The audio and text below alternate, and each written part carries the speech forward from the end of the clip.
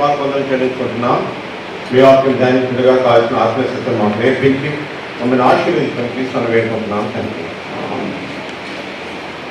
కొన్నిసారి సామెతల గ్రంథం 15వ అధ్యాయము మనం 5 వచనాల వరకు, మనం 4 వచనాల వరకు మనం ఆ సెక్షన్ మనం చూసాం. ఈరోజు సామెతల గ్రంథము 15వ అధ్యాయం, క్షమించండి 15వ అధ్యాయము 5వ వచనం నుండి మనం చూద్దాం. ఇక్కడ ఏంటంటే మన యొక్క కోపము, మన యొక్క భాష, నాలుక క్రమశిక్షణలో ఉండాలి. మన కోపము నియంత్రణలో ఉండాలి. మన నాలుక హద్దులలో ఉండాలి. ఈ రెండు కూడా చాలా ప్రాముఖ్యమైన విషయాలుగా ఈ వాక్య భాగంలో మనం నేర్చుకుంటున్నాం. ఇక్కడ మనకు ఈ పరిచయంలో మనం చూసినట్లయితే ఏముందని 5వ వచనంలో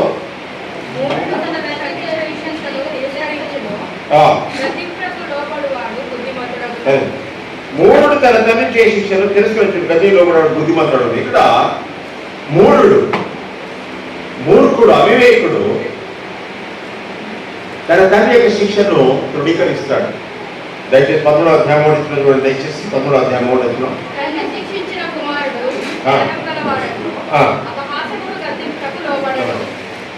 తండ్రి శిక్షణ జ్ఞానము కలవాడని చూసుకుంటున్నాం. అంటే దైవికంగా ఉన్న యొక్క తల్లిదండ్రులు వారి బిడ్డలను దైవికంగా నడిపిస్తారు. అదే ఇక్కడ మనకు సొలొమోను యొక్క ఆలోచన ఇదే. ఇక్కడ దైవికమైన తల్లిదండ్రులు తమ బిడ్డలను దైవికంగా నడిపిస్తారు, దేవుని మార్గంలో నడిపిస్తారు. అయితే మనం చూసినట్లయితే క్రైస్తవ తల్లిదండ్రులు కూడా దేవునికి ప్రాధాన్యత ఇవ్వరు. వాళ్ళు చెప్తారు, రే నువ్వు గుడికి రాని అవసరం లేదు, వాళ్ళ నా క్లాస్కి వెళ్ళు, వాళ్ళ నీ పని చేయి, నువ్వు బయటకు వెళ్ళు, గుడి తర్వాత ఫస్ట్ ఈ నృత్యం అని చెప్తారు. అప్పుడు ఏమవుతుందండి, నువ్వు క్రైస్తవుడు అని చెప్పుకొని నీ పొరుగువాడు కూడా క్రైస్తవుడు కాదు, వాడనే పిల్లలకు బోధిస్తున్నాడు, నీ పిల్లలకు అదే బోధిస్తున్నావు. నీ యొక్క ఆత్మీయత అనేది ఎక్కడున్నది?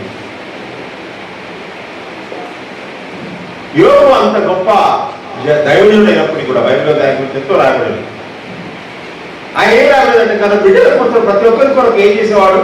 ప్రతిదినము ప్రార్థించేవాడు. నీ ప్రార్థన నీ బిడ్డల పట్ల ఏమై ఉంటున్నది? How do you pray for your children? నీ బిడ్డల కొరకు ఏ విధంగా ప్రార్థిస్తావు? వాడిని గొప్పవాడిని చేయి, బాగా చదువు, జ్ఞానమి, మంచి ఉద్యోగం దొరికినట్టు చేయి, ఎవరైతే మంచి భార్యని, వాడు కూడా గొప్పగా స్థిరపడేటట్టు చేయి ప్రభా. చాలా ఆస్తులతో ఆశీర్వదించు అని చెప్పి ప్రార్థిస్తావా? అది తప్పటం, అందరూ అదే కోరుకుంటారు. కానీ నీ బిడ్డల కొరకు ప్రభా వాడు రక్షింపబడి నీ మార్గంలో నీ వాక్యాలు నడుచుకుంటూ సహాయం దయచేస్తావు. నువ్వు దేవుని ప్రేమించే వాడి అయితే, దేవుని వాక్యానికి దేవుడైన వాడి యొక్క తల్లిదండ్రులు ఉన్నట్టయితే దేవుని వాక్యాన్ని నిర్లక్ష్యపరచం, దేవుని ప్రార్థన నిర్లక్ష్యపరచం, దేవుని మందిరాన్ని నిర్లక్ష్యపరచం. ఒక జ్ఞాపకం చేసుకోండి, నువ్వు దేవుని మందిరాన్ని నిర్లక్ష్యపరిచి నీవుగా క్రైస్తవుడుగా ఎంచుకోలేవు. క్రైస్తవుడు కాదు. నీ ఆత్మీయ గృహం అది చాలా ప్రాముఖ్యమైనది. నువ్వు ఇక్కడ లేకుండా ఎక్కడెక్కడో తిరిగినట్టయితే నువ్వు దేవుణ్ణి ఆయనను ఆదరించటం లేదు, ఆ దేవుడు నీకు తెలియటం లేదు. సోమవారం నుంచి చేతులు ముడుచుకొని నీ బాస్ దగ్గర నిలబడతావు, ఆదివారం వస్తే అమరవీరుడు మాదిరిగా తిరుగుతూ ఉంటావు. నీ పిల్లలు ఏ విధంగా నేర్చుకుంటారు? నీకు ఉద్యోగం గొప్ప, నీ ఉదర పోషణ గొప్ప, నీ ఎంటర్టైన్మెంట్, నీ యొక్క మనోరంజితమైన కార్యక్రమాలు నీకు ప్రాముఖ్యము, నీ స్నేహితులు నీకు ప్రాముఖ్యం, నీ బంధువులు నీకు ప్రాముఖ్యం, ఊళ్ళో అన్ని నీకు ప్రాముఖ్యమే. కొంచెం జలుబు వస్తే చచ్చిపోయినట్టు చేశారు. సోమవారం జలుబు వస్తే ఏం కాదు, మందు వేసుకుంటే తగ్గిపోతుంది అంటారు. ఆదివారం ఉదయం జలుబు వస్తే ఒరే సార్ వర్షం పడుతుందిరా, వద్దులే ఈరోజు గుడికి, ఈరోజు ఇంట్లో ఉంటుంది. ఏం నేర్పిస్తున్నాం మీ బిడ్డలకు? మన బిడ్డలు పెద్ద గొప్పలు చెప్తాం, మా బాగా చదువుకున్నాడు, మా బిడ్డ బాగా చదువుకున్నది, మా కొడుకు ఉద్యోగం చేస్తున్నాడు, మా బిడ్డ ఉద్యోగం చేస్తుంది, ఈరోజు ప్రాసెస్ అయిపోతారో ఎంత గొప్ప చెప్పుకుంటున్నా. వారి జీవితానికి ఆటంకంగా నీ జీవితమే, వాళ్ళని నరక పాత్రలుగా చేసేది మన తల్లిదండ్రుల జీవితాలే. మనము దేవుని వాక్యంలో నడుచుకోం కాబట్టి, మనము దేవుని విధేయం కాదు కాబట్టి, మనము వాక్యానుసారంగా మనం దేవుని విధేయతలు కొనసాగడం లేదు కాబట్టి మన రాబో తరంలో పిల్లలు మనం ఎక్కడ నడిపిస్తున్నా, దేవుని నుంచి దూరంగా తరిపేస్తుంటున్నాం. అది దేవునికి సన్నిధిగా నడపడం లేదు. వారి వైఫల్య జీవితానికి కారణం మనమే అని మర్చిపోయి ఎవరెవరు మీదో నిందలేస్తాం. వారు ఎట్లా చేసిన మా పిల్లలు మధ్యలో చెడగొట్టిండ్రు, ఈ గుళ్ళో ఇది నేర్చుకున్నారు, ఈ గుడి బాగలేదు, ఆ గుడి బాగలేదు, ఆ దైవజనుడు మంచోడు కాదు, వీడి లాంటి వాడు, ఈ పొరుగువాడి లాంటి వాడు, స్కూల్ మంచిది కాదు అని ఎన్నెన్నో యొక్క సాకులు చెప్పి మన వైఫల్య జీవితాన్ని కప్పిపుచ్చుకొని సిగ్గుమాల జీవితంలో మనం జీవిస్తాం. ఇక్కడ చెప్పే విషయంలో ఏముంటుంది? తల్లి చేసిన తిరస్కరించులో మూడు తిరస్కరించులు ఉంటుంది. అంటే జ్ఞానవంతులైన తల్లిదండ్రులు తమ బిడ్డలను సరైన మార్గంలో నడిపిస్తారు. ఆ సరైన మార్గంలో జీవిస్తూ నీ కుమారుని నువ్వు శిక్షించినట్టయితే, వాడు నీ మాటలు వినకపోయినట్టయితే ఏమవుతుందండి? వాడు ఏమవుతాడంటే ఇక్కడ ఏం రాశాడు? గద్దింపుకు లోబడిన వాడు బుద్ధిపడను. మూడు తరగతి శిక్షణ తిరస్కరించిన మూఢుడైపోతాడు. అంటే ప్రియులారా, ఇక్కడ చూస్తున్నాం, ఇక్కడ గద్దింపుకు లోబడేవాడు. లోబడటం ఎక్కడ ఉండాలండి? నీ ఇంట్లోనే కాదు, దేవుని మందిరంలో కూడా లోబడటం విధేయత అనేది ఉండాలి. ఇక్కడ హీరోకి చేయని అవసరం. మనం వచ్చేది దేవుని ఆరాధించేదానికి వచ్చేది, దేవుని సమాసం చేసేదానికి, వాక్యం వినేదానికి మనం వచ్చేది. మన మాటలు వినేదానికి కాదు దేవుడు ఇక్కడ ఉండేది, దేవుని మాటలు వినేదానికి మనం ఇక్కడ ఉన్నాం. దేవుని స్వరం వినేదానికి ఉన్నాం. నా మాటలు కాదు ఇక్కడ ప్రాముఖ్యం. అసలు చెప్పిందే చేయాలినో, నేను వాక్యం విడిచిపెట్టి వేరే విషయాలు చేయమంటే మీకు చేయనవసరం లేదు. కానీ మనం దేవుని మందిరంలో ఉన్నప్పుడు దేవుని వాక్యానికి ప్రాధాన్యత ఇవ్వాలి. గద్దింపు. సరే, రెండో విషయంలో విన్నప్పుడు ఇంకా నెక్స్ట్ వర్స్ లో 7వ వచనంలోకి వచ్చినప్పుడు జ్ఞానుల పెదవులు క్షమించండి 6వ వచనం చూద్దాం. నీతి మంత్రులు గొప్ప ధననిధి, భక్తి కలుగు వచ్చుబడి శ్రమ కారణము. నీతి మంత్రులు ఇల్లు గొప్ప ధననిధి అంటున్నాడు. అంటే ఏంటంటే ఇక్కడ నీతి మంత్రులు దేవుడు రక్షింపబడినవారు, పాప క్షమాపణ మంది మారు మనసు అంతే ప్రభువైన యేసుక్రీస్తు వారి యొక్క శిలువ మరణంలో కట్టిన రక్తం ద్వారా కడుగబడి పాప క్షమాపణ పొంది క్రీస్తు ద్వారా నిత్య జీవం పొందిన వారి జీవితాల్లో వారు ఏదైతే వారి నీతికరమైన జీవితాలు, వారిని నీతిమంతులు అంటారు. మన నీతి మహత్వం కాదు, కానీ ఆయన నీతిని మనము ధరించుకొని ఉన్నాం. ఆయన ద్వారా నీతిమంతులుగా తీర్చబడ్డా ఉన్నాం.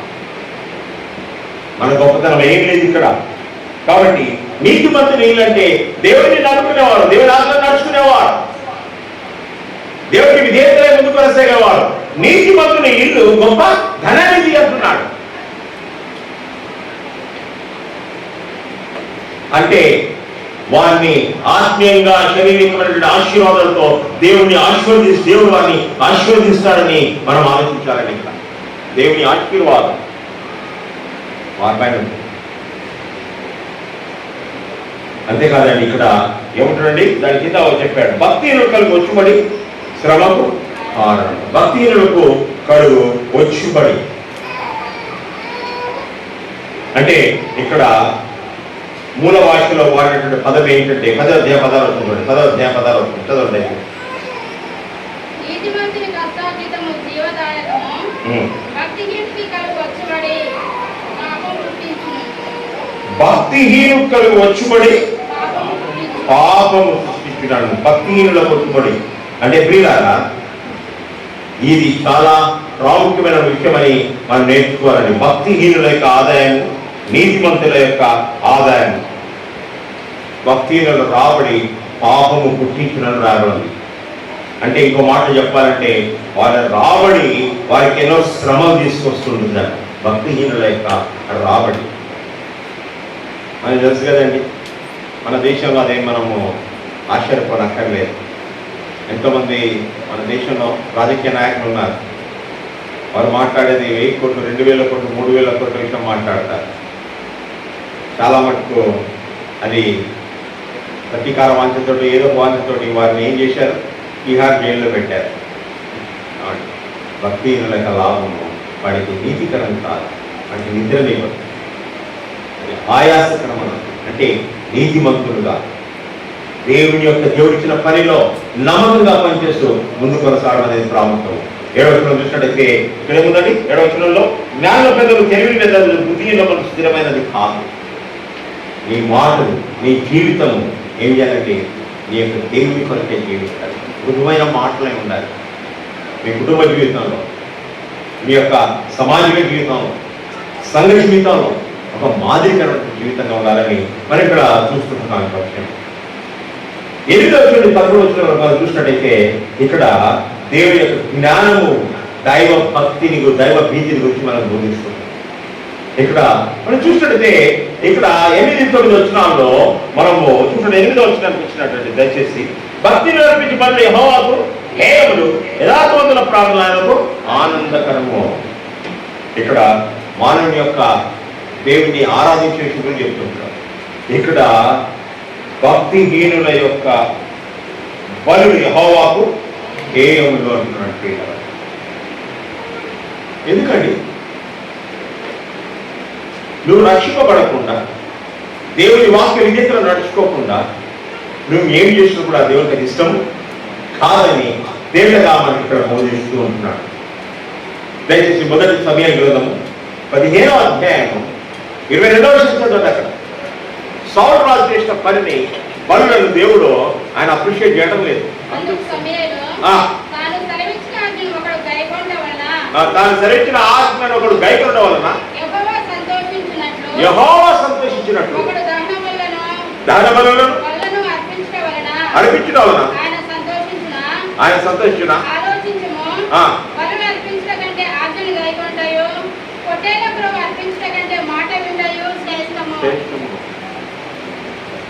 నువ్వు గుడికి ఎన్ని డబ్బులు ఇస్తున్నావు అనే కాదు ప్రాముఖ్యం, నీ గుడిలో ఎంత ధనవంతుడు అనేది కాదు ప్రాముఖ్యం, నీ గుడిలో ఎన్ని పనులు చేస్తున్నావు అనేది కాదు ప్రాముఖ్యం. ఇక్కడ ప్రాముఖ్యం ఏంటండి? నువ్వు దేవుని వాక్యానికి విధేయుడై ఆయనను ఆత్మతో సత్యంతో ఆరాధిస్తున్నావా, అది ప్రాముఖ్యమైనది. అది మర్చిపోవద్దు, అది మర్చిపోవద్దు. అందుకని దేవుడు యెషయా గ్రంథము 1వ అధ్యాయం 11వ వచనం, యెషయా గ్రంథం 3వ అధ్యాయం 11వ వచనం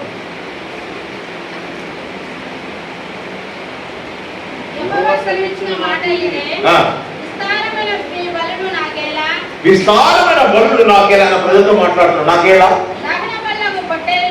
దహన బలులను పొట్టేలును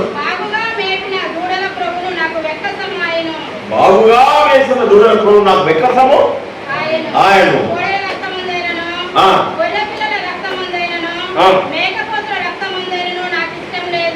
చాలా అంటే ఇక్కడ బలులు అంటే మనం ఏదో థియేటర్గా తీసుకుంటాం. ఆ దినాల్లో యెరూషలేముకి పోయి బలి ఇవ్వాలంటే ఎంతో కాస్ట్లీ. 10 రూపాయలు వస్తున్నప్పుడు 100 రూపాయలుగా లేదు వాళ్ళు. చాలా కాస్ట్లీ, చాలా తక్కువ. మీకు తెలుసు అనుకుంటా, బక్రీద్ అప్పుడు వాళ్ళు మహమ్మదీయులు పొట్టేలను మేకలను కోస్తారు కదా, అప్పుడు దాని రేటు 300 అయిపోతుంది, అంతకంటే ఎక్కువ. అంటే ఇన్ని డబ్బులు పెట్టి కూడా నువ్వు యెరూషలేము మందిరానికి వెళ్ళి నువ్వు బలి ఇస్తే దేవుడు ఏమంటున్నాడు ఇక్కడ? ఎందుకురా బాబు చేసేది అతని? నువ్వు చేసేది వ్యర్థం, నాకు అసహ్యం, అది ఐ డోంట్ వాంట్ ఇట్. నాకు ఎందుకంటే మా ఆజ్ఞలు విధేయులు కాండి. ఫస్ట్ ఈ సంఘం యొక్క విలువ దేవుడి దృష్టిలో ఎప్పుడు పెరుగుతుందంటే ఈ సంచి యొక్క బరువు ఎక్కినప్పుడు కాదు పెరిగేది.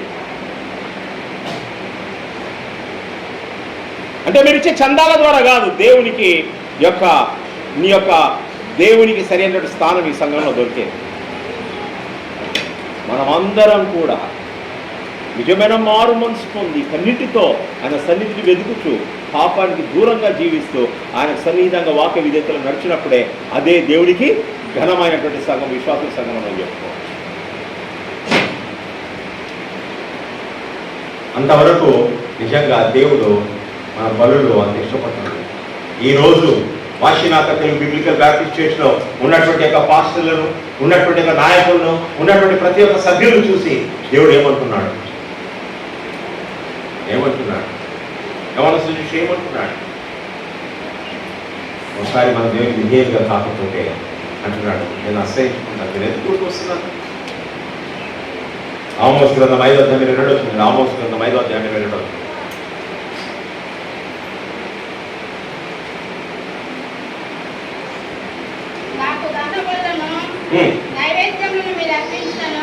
నాకు దహన బలులను నైవేద్యములను మీరు అర్పించినను నేను వాటిని అంగీకరింపను. సమాధాన బలులుగా మీరు అర్పించిన పశువులను నేను చూడను.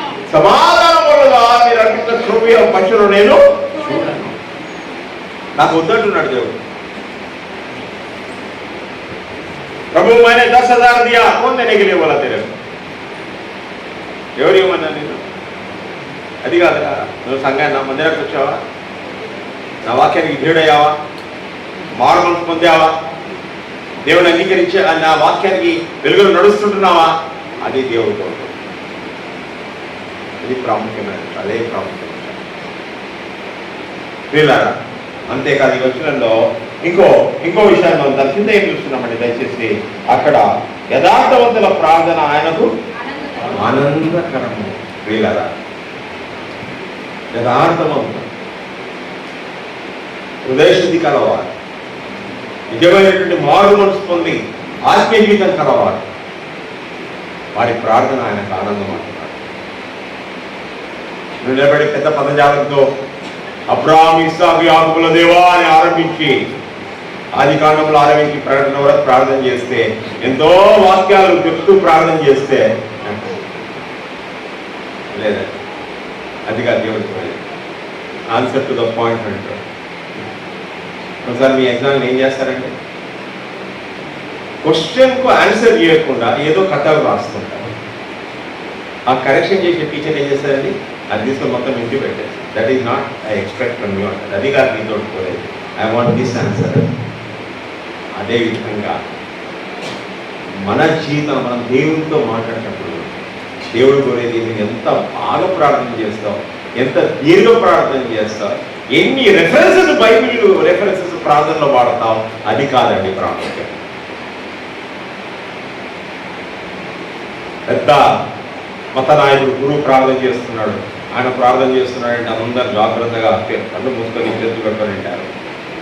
పక్కన ఇంకొక ఆయన ప్రార్థన చేస్తున్నాడు, నేను పాపిని ప్రభువా అని ఆకాశం కళ్ళు కూడా ఎత్తేదానికి నాకు అర్హత లేదు, నా జీవితం తెలుసు ప్రభు అన్నాడు. ప్రభు అన్నాడు, ఆ పాపి ప్రార్థన సూక్తం, ఆ ప్రార్థన దేవుడు కోరుకుంటున్నాడు. నీ హృదయము నా హృదయము ఎలా ఉందో ఒకసారి మనము పరీక్షించుకోవాలని. రెండుగా అదే వచ్చిన మనం తెలుసుకుంటే ప్రియులారా, మార్గము విడిచిన వారి కఠిన శిక్ష కలుగును, గద్యము దేశించువాడు మరణము నొందును. అంటే దేవుని యొక్క మార్గాన్ని తృణీకరించిన వారి యొక్క అంతం, దేవుని మార్గాన్ని, దేవుని వాక్యాన్ని తిరస్కరించి తృణీకరించి దాన్ని దూరంగా పోయే వారి యొక్క అంతం గురించి దేవుడు మాట్లాడుతున్నాడు. ఇక్కడ 12:28 చూడండి, 28 సామెతలు 12:28. నీతి మార్గం మందు జీవం కలదు, దాని త్రోవలో మరణమే. నీతి మార్గం మందు జీవము కలదని దేవుడు చెప్పుకుంటున్నాడు. జీవం కలదు. వీళ్ళరా కానీ దానికి వ్యతిరేకంగా ఏం చెప్తున్నాడండి ఇక్కడ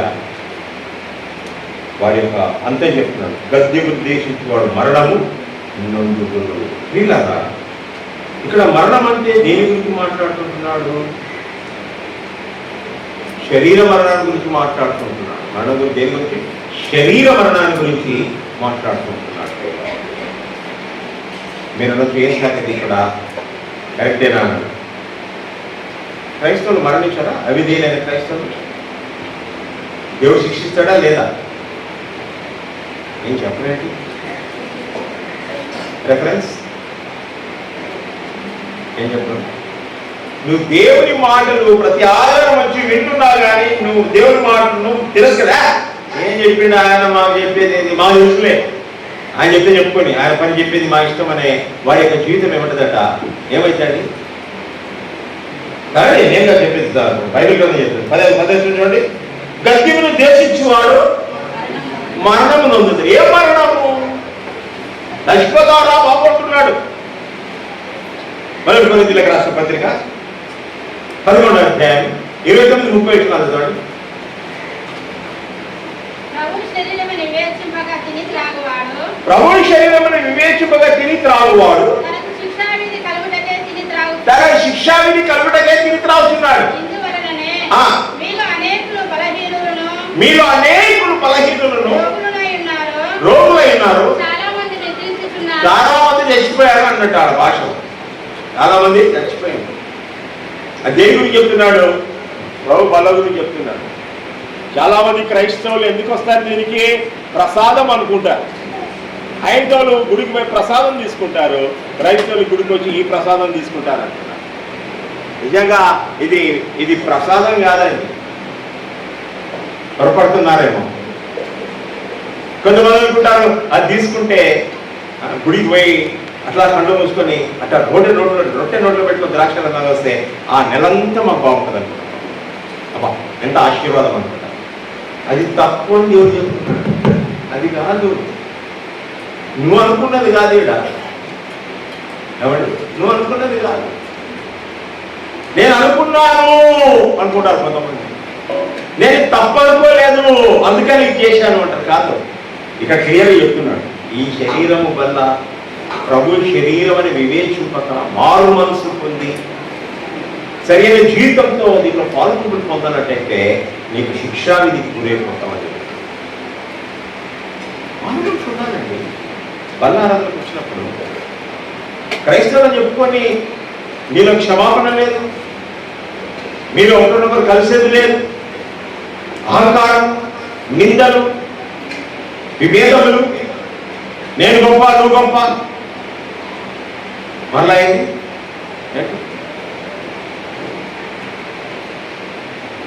అది వల్ల తీసుకునేటప్పుడు ఎంతో భక్తిగా మనం భావన తీసుకుంటాం. ప్రార్థన, మారు మనసు కావాలి. దేవుడు అట్లా అడగబడాలి. అంటే పర్ఫెక్ట్ ఉంటేనే తీసుకోవాలని కాదు, పర్ఫెక్ట్ ఉండకపోతే పర్ఫెక్ట్ అయ్యేదానికి ప్రయత్నించాలి. అందుకని యేసు ప్రభు రక్తం. మనము పాపం లేదని చెప్పుకొని ఎలా మనమే, ఎందుకంటే మన సత్యము మన పాపం మనం ఒప్పుకున్న నమ్మదం నుంచి మన సమస్య గురించి మన కడిగి పవిత్రులుగా చేస్తాం. క్షమాపణ, మారు మనసు. అవునా బాబు, నేను చేసిన తప్పు నాయన, నా జీవితము నీకు వ్యతిరేకంగా నేను నడుచుకున్నాను, క్షమించు ప్రభా. నా యొక్క సహోదరులతో నేను వ్యతిరేకంగా ఉన్నాను, నా కుటుంబ జీవితంలో నేను సమాధానంగా లేదు, నా బిడ్డలతో సమాధానమైన జీవితం లేదు, నా సంఘంలో నాకు సమాధానమైన జీవితం లేదు ప్రభా, నన్ను క్షమించు నాయన. నీ రక్తంలో కడిగి పవిత్రపరచు ప్రభువా అని ప్రార్థించి అప్పుడు నీకు పాల్గొంటున్నాను. నువ్వు ఏ విధంగా వచ్చి అదే విధంగా మారు మనసు లేకుండా ఇది పొందుకొని పోతే ఒకటి నువ్వు రోగగ్రస్తుడవుతావు, ఆయన శిక్షకు గురవుతావు, నువ్వు చచ్చిపోతావు. కాబట్టి ఏమండి గద్దెంపుకు లోబడడం చాలా ప్రాముఖ్యం. 11 వచ్చిన చదివి ముగించుకుందాం. 11 వచ్చిన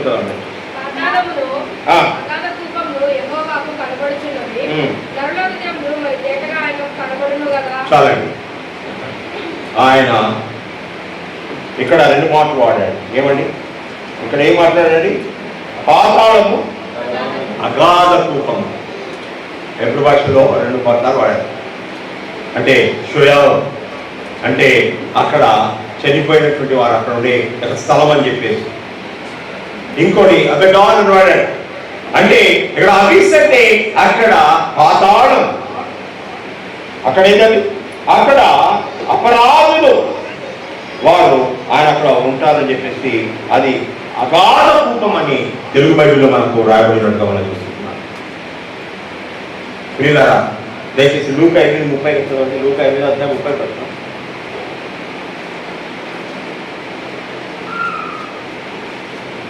యేసు ఈ పేరేమని వారు అడగగా చాలా దయ్యములు వారితో చొచ్చి ఉండేది కనుక వారు తన పేరు సేన అని చెప్పారు. పాతాళంలోనికి పోవుటకు తనకు ఆజ్ఞాపించవద్దని ఆయనను వేడుకొనెను. అక్కడ విస్తారమైన పనులు మంద కొండ మీద మోహించుండేది కనుక అంతే. పాతాళం పోదని ఆయనలో పాతాళాన్ని పంపుతుందేమో అని వేడుకున్నాడు. అదే అక్కడే అబీస్ అనే స్థలం. అది అగాధ కూపం నన్ను పంపొద్దేమో అంటున్నాడు. ప్రకటన గ్రంథం 9:2 అవుతుందండి. ప్రకటన గ్రంథం 9:2 అవుతున్నాం.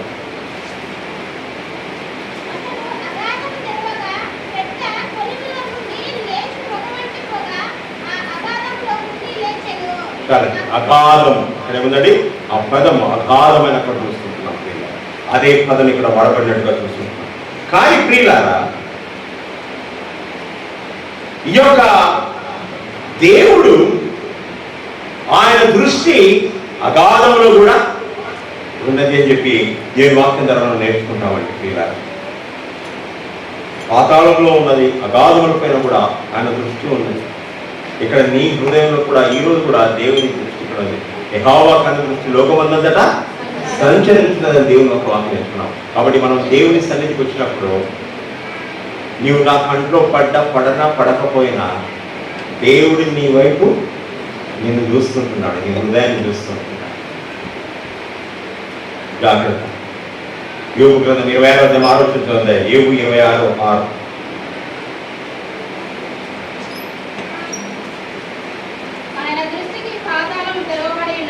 ఆయన దృష్టికి పాతాళము తెరవబడి ఉన్నది,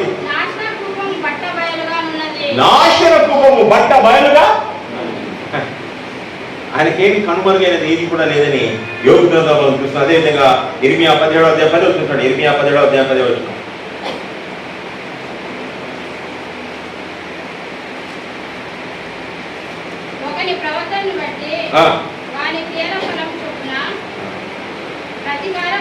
యెహోవాను నేను హృదయములను పరిశోధించు వాడను, అంతరింద్రియాలను పరీక్షించు వాడను. పిల్లరా, దేవుడు చెప్తున్నాడు ఇక్కడ, నీ హృదయాన్ని నీ ప్రవర్తనను ఆయన పరీక్షించేవాడు, నీ అంతరింద్రియాలను పరీక్షించు దేవుడు అంటున్నాడు. నా నుంచి తప్పించుకోలేవు, అని తప్పించుకోలేవు. మన మనుషులను నాయకుల సంఘంలో మనము కనుమరుగు చేయవచ్చు. నువ్వు ఏం చేస్తున్నావో, ఏం వింటున్నావో, ఏం గ్రహిస్తున్నావో అది దేవుని వాక్యం ఏమవుతుందంటే దేవుడికి తెలుసు. ఇప్పుడు నీ హృదయంలో ఏం తలస్తుంటున్నావో దేవుడికి తెలుసు. ఒకసారి ఆలోచించు. మన జీవితము దేవుని దృష్టిలో ఏ విధంగా ఉన్నది? ఈరోజు వాక్యంలో నేర్చుకునేది ఏంటంటే సరైనటువంటి ప్రవర్తన, తల్లిదండ్రులుగా బిడ్డలు సరైన మార్గము చూపించడం, జ్ఞానము మరి దేవుని భయం కలిగి జీవించాలి. మనం విచ్చలవిడియైన జీవితాలు జీవించకూడదు. దైవ భయం, దైవ భీతి మనలో ఉండాలి. దైవ భీతి ఉన్నప్పుడు దేవుని సంతోషపెట్టేవారిగా ఉండాలి. ఈరోజు ఇక్కడ కూర్చొని నువ్వు దేవుని సంతోషపెట్టుకుంటున్నావా? దేవునికి ప్రియకరమైనటువంటి జీవితము నువ్వు జీవించగలుగుతున్నావా? ప్రియులారా, మన పనులు, మన క్రియలు, మన యొక్క దానార్పణలు అది కాదు ప్రాముఖ్యం. నీ హృదయము దేవుడికి కావాలని కోరుకుంటున్నాడు. అంతేకాకుండా నువ్వు సరైన బోధను తృణీకరించినట్టయితే నువ్వు మరణిస్తావు. దేవుని తృణీకరించినట్టయితే వీడు పే ఫర్ ఇట్, దాన్ని పే చేస్తావు. దేవుని మాటను తృణీకరించబడతావు. ఈ సంఘంలో దేవుడు మనకి ఎంతగానో తన వాక్యం ద్వారా మనకు దేవుడు వాక్యాన్ని అందిస్తున్నాడు. అంటారు ఏంది పాస్టర్ ఎప్పుడు ఇట్లాంటి వాక్యం చెప్తాడు,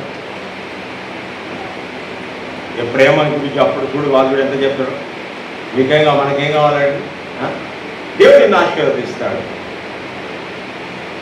నీ గుమ్మలను ఆశీర్వదిస్తాడు, పరలోకపు తూములు విప్పి నిన్ను ధనవంతులుగా చేస్తాడు. ఏ ఆయుధం నీకు విరోధంగా వర్దిల్లదు, ఏ అపాయం నీ గుడాలను సమీపించదు, ఏ శక్తి నీకు విరోధంగా నీ శత్రువులు నీ ఎదుట నిలబడలేరు. ఇక్కడ చెప్తే ఏమండి దేవుడు దాన్ని ప్రాస్పరిటీ గాస్పెల్ అంటారు. అంటే ఇవాళ మనుషులకు అదే కావాలి, దేవుడు నిన్ను ఆశీర్వదిస్తాడు.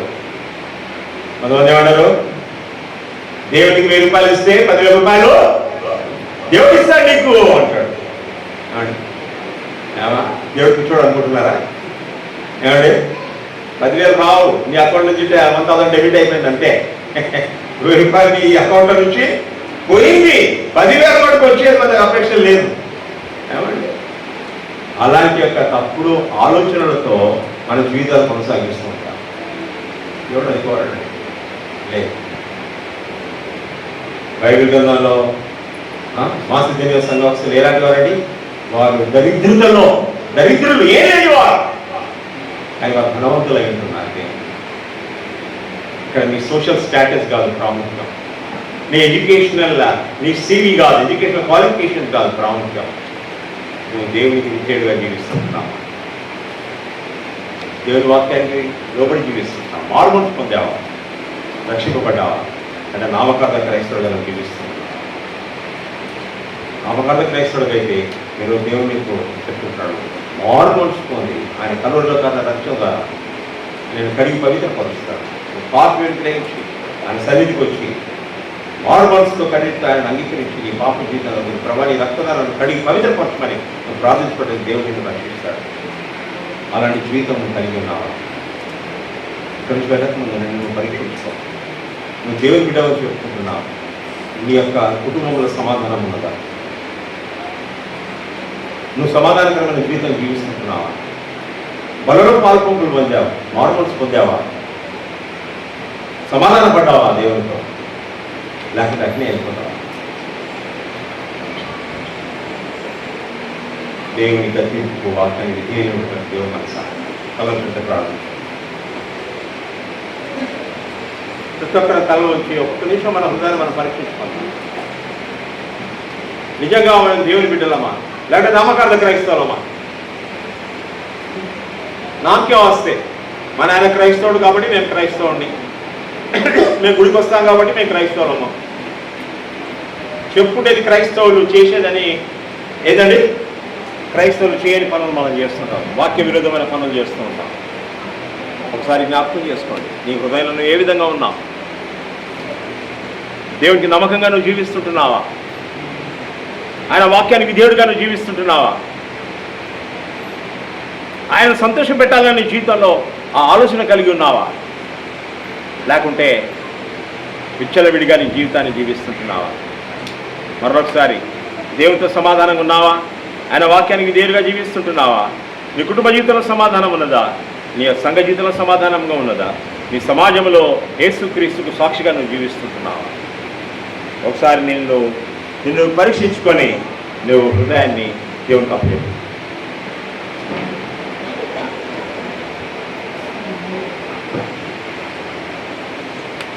ఏమి నీ కర్పించగలను, ఏమి లేని వాడనయ్యా,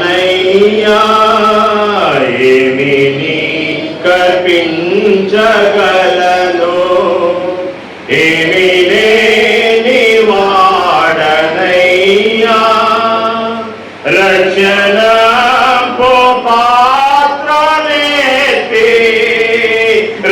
రక్షణకు పాత్రనేతి స్తోత్రమంచు పాడేదా అని ఎంత జాలి చేసుకొని మనం పాడుతున్నాం పిల్లలు. ఆ ఉదయంతో ఆ ప్రార్థనతో మనం ముగించుకుందాం. ప్రభావిపాలు పొందాలి నాయన. మేము ఏమి లేని వారము, దీనులము, ఎప్పుడు మీ యొక్క వాక్య అవిధేయతలో నడిచేవారం ప్రభా. మా పెదవులలో గర్వం ప్రకటించేవారు, మా జీవితంలో అహంకార స్వభావం కలిగిన వారు మీ రక్తం ద్వారా మమ్మల్ని కడిగి పవిత్రపరిచే ప్రభా. మీ వాక్య విధేయతలో నడుచుకోవడం మీకు సహాయం దయచేయండి. ఇక్కడ వచ్చిన ప్రతి కుటుంబాన్ని భార్యాభర్తల మధ్య మంచితనే సహగమనం, అండర్స్టాండింగ్, సామరస్యం, సమాధానం కలిగి సహాయం అనుగ్రహించండి. కుటుంబాల్లో సమాధానం అనుగ్రహించండి ప్రభా. బంధుమిత్రాలలో సమాధానం అనుగ్రహించండి తండ్రి. ఈ యొక్క సంఘంలో సమాధానం గురించి మీ సమాధానంలో, మీ వాక్యంలో, మీ వెలుగులో కొనసాగటకు మా ప్రతి ఒక్కరికి సహాయం చేయండి. తీసుకుని వేడుకుంటున్నాను.